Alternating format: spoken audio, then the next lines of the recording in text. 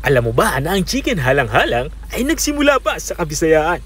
Tara, samahan mo ko dahil sa video ito, magluluto tayo ng napakasarap at napakadaling lutuin na chicken halang-halang. Simulan na natin ating pagluluto. Nagpainit na ako dito ng kawali at nang uminit na ito, naglagay na ako ng kaunting mantika. Sapat lang para sa ating gagawing pagigisa.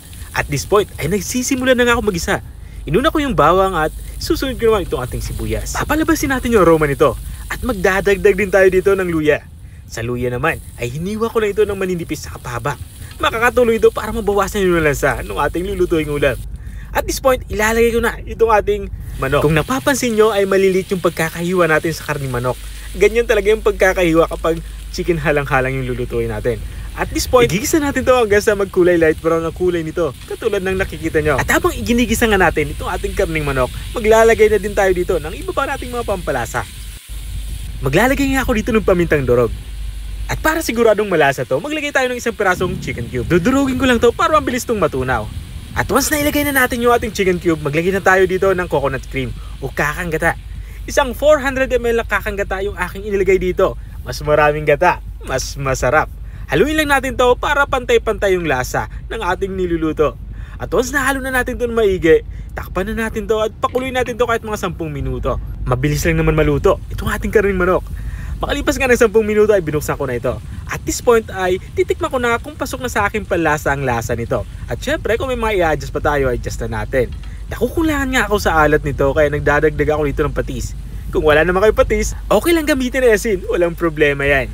At kung andyan ka pa rin at nanonood hanggang dito sa parte ng aking video, ibig sabihin na interesado ka sa aking niluluto.